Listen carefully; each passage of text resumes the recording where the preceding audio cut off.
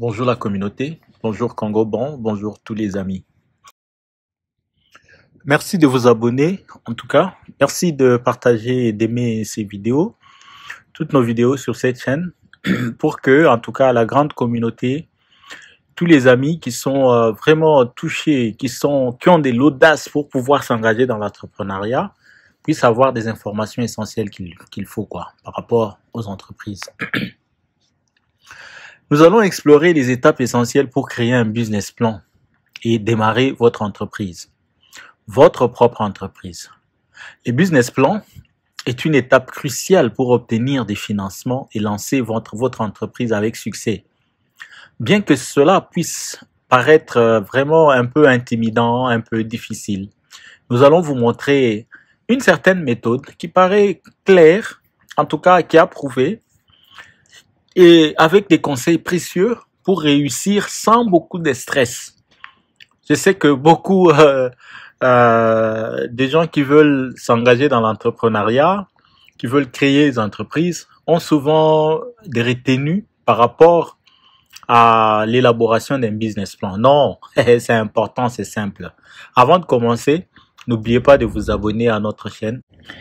Quels sont les éléments d'un business plan? C'est la première partie. Que devez-vous inclure dans votre business plan pour qu'il soit complet? Un business plan doit comporter plusieurs éléments essentiels, chacun formant une partie du document. Même si certaines parties sont plus importantes que d'autres, chacune doit être rédigée avec soin en respectant la structure requise. Un business plan efficace doit être complet et détaillé, sans dépasser peut-être 20 pages, 30 pages, 40 pages, comme j'en ai vu des gens qui mettent comme ça, pour ne pas prendre toute l'attention de vos lecteurs. En tout cas, passons en revue les contenus des différentes sections nécessaires pour créer un business plan solide, un business plan poignant, plausible. La deuxième partie de cette vidéo, c'est les sommaires et les sommaires exécutifs. La partie exécutive du business plan. Ou résumé exécutif est l'une des parties les plus cruciales d'un business plan. C'est une synthèse détaillée de votre projet et c'est la première chose que vos investisseurs potentiels liront. Il doit être clair, concis et accrocheur.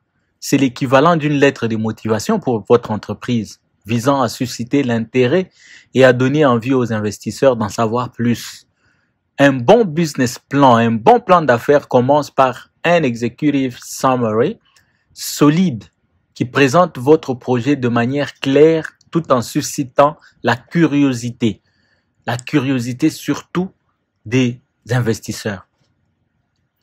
La troisième partie, c'est la présentation du produit.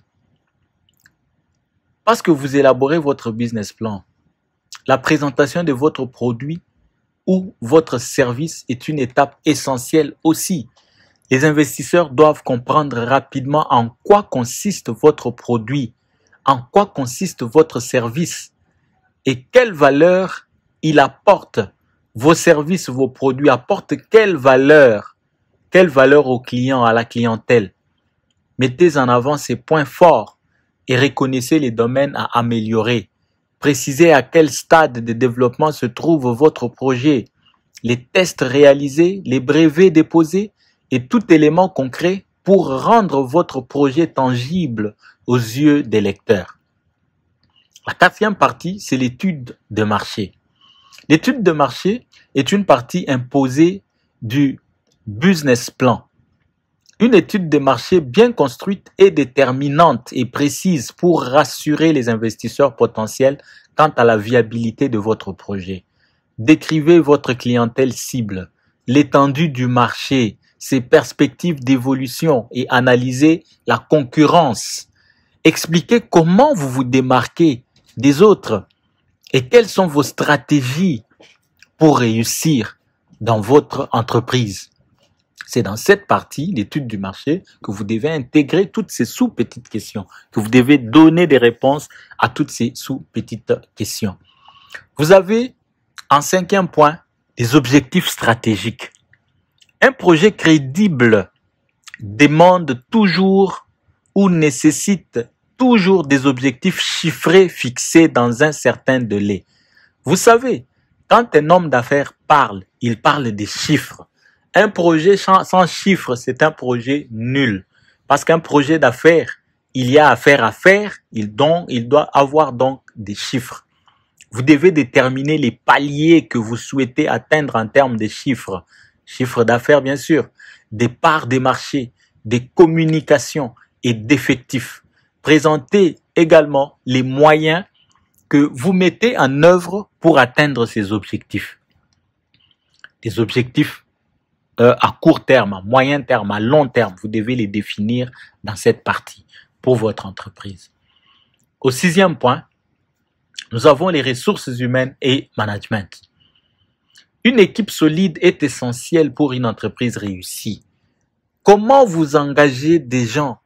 Vous engagez des gens pour quel travail? Dans quel domaine? Sont-ils budgétairement pourvus, ces engagements? Voilà. Présentez dans cette partie votre équipe de direction. Démontrez sa qualification et sa complémentarité. Évoquez vos objectifs de recrutement à court, moyen et long terme, ainsi que votre politique en matière de ressources humaines. Je vous donne une petite règle que Brian Tracy a enseignée. C'est que quand vous devez engager, il ne faut pas vous limiter à vos émotions. Vous devez faire passer tout le monde qui doit travailler dans votre entreprise avec des objectifs prévus à au moins 3 interviews pour que vous puissiez découvrir réellement les compétences de la personne, mais aussi son état d'esprit. Parce que les travailleurs doivent avoir un état d'esprit qui est capable de concourir à la réalisation des objectifs de l'entreprise. C'était juste une petite parenthèse. Le 7e point, c'est l'aspect juridique du projet. Les aspects juridiques de votre entreprise sont également importants. Décrivez la forme juridique choisie. Est-ce que c'est une entreprise individuelle? Est-ce que c'est une société par action à responsabilité limitée? Est-ce que c'est une coopérative? Est-ce que il y a plusieurs sortes de formes d'entreprise que vous devez choisir. Donc, vous devez les faire déjà au départ au niveau du business plan. La répartition du capital et les autres aspects techniques du projet. Ces informations doivent être justifiées et clairement expliquées dès le départ dans les business plans. Donc, les éléments juridiques de l'entreprise doivent être ici déjà déterminés, fixés. La partie suivante, la 8e donc, c'est l'analyse financière. L'analyse financière est l'une des parties les plus importantissimes du business plan. C'est ici que vous décrirez vos besoins de financement et ce que vous attendez des investisseurs. Présentez votre plan de développement pour crédibiliser votre idée commerciale, votre concept d'affaires. Vous voulez une entreprise? Oui, l'entreprise, ce sont les finances. C'est donc à ce niveau que vous devez intégrer toutes ces questions financières afin que les investisseurs potentiels qui peuvent, n'est-ce pas, mettre de l'argent dans votre entreprise puissent comprendre votre idée et puissent avancer avec vous. La 9e partie, c'est l'analyse et la gestion des risques. Toute entreprise comporte des risques. Les risques ici ne sont pas embrassés comme on embrasserait, je ne sais pas qui ou quoi. Un entrepreneur doit toujours évaluer les risques. Il doit les minimiser. Il doit les réduire. Il doit absolument les éliminer. J'ai suivi des vidéos des gens dire non, l'entrepreneuriat, moi ça me met mal parce que l'entrepreneur, c'est quelqu'un qui prend les risques. Non, l'entrepreneur ne prend pas les risques. L'entrepreneur évalue les risques parce que les risques sont une étape importante dans la réussite d'une entreprise. Vous devez savoir vous décider et prendre des risques. Alors les risques que l'on prend, c'est pour, d'abord on les évalue, on les analyse, on les évalue, on les minimise, on les réduit ou finalement on les élimine. Ça c'est un bel entrepreneur et c'est dans cette partie du business plan que les risques sont donc considérés pour être éliminés, pour être réduits. Démontrez à ce niveau que vous les avez identifiés et chiffrés et expliquez les stratégies que vous avez mises en place pour les gérer et les atténuer, les réduire si vous ne pouvez déjà pas les éliminer. Cela rassurera les investisseurs potentiels quant à la gestion des risques. La partie 10 concerne les modes de sortie pour les investisseurs. Enfin, expliquer aux investisseurs comment ils pourront se désengager du capital et récupérer leur mise avec leurs bénéfices réalisés. Cela sécurisera leur investissement et les aidera à prendre une décision éclairée pour pouvoir financer votre entreprise. Quelle est la méthode à suivre pour réaliser un business plan? Il y a plusieurs méthodes, mais ici, moi, je voudrais vous donner une méthode un peu plus simple. Faire un business plan peut sembler complexe, c'est vrai. À la première vue, au premier abord, beaucoup de gens pensent que c'est vraiment compliqué, surtout les gens qui veulent se lancer vite dans les affaires. Ils pensent que prendre du temps à écrire, ça prend vraiment toute l'énergie, c'est compliqué avec des titres et des sous-titres. Mais tout est une question de méthode. Suivez ces étapes pour faciliter les processus. Je vous donne quelques étapes simples. 3. Et ça va vous aider à aller de l'avant. La première étape, c'est clarifier vos idées. Vous voyez, clarifiez vos idées. Avant de commencer à rédiger, posez-vous les bonnes questions pour clarifier vos idées. Prenez une feuille pour chaque partie de votre business plan et répondez aux questions clés. Cela vous aidera à orienter vos efforts dans la bonne direction. La deuxième étape de cette petite méthode claire que je vous donne pour pouvoir écrire et élaborer votre business plan, c'est étudier votre marché. Un bel entrepreneur commence toujours par réaliser une étude de marché approfondie. Cette étape est cruciale car elle influence de nombreux aspects de votre business plan. Utilisez les informations de votre étude du marché pour modéliser la partie financière. Allez chez vos concurrents. Allez comme un flic. Demandez-leur comment ils font, comment ils produisent, comment ils distribuent, comment ils vendent, quelles sont les grandes faiblesses qu'ils rencontrent, quelles sont les grandes difficultés qu'ils rencontrent dans leur travail. Voyez, quand vous faites cette étude du marché très approfondie, ça va vous aider à réussir.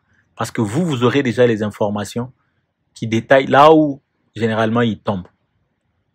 Parlez des chiffres. Les chiffres doivent parler. Ce ne sont pas des littératures longues, non, les chiffres. Dans un plan d'affaires, il faut qu'il y ait des chiffres. La modélisation financière doit être réalisée dès les débuts.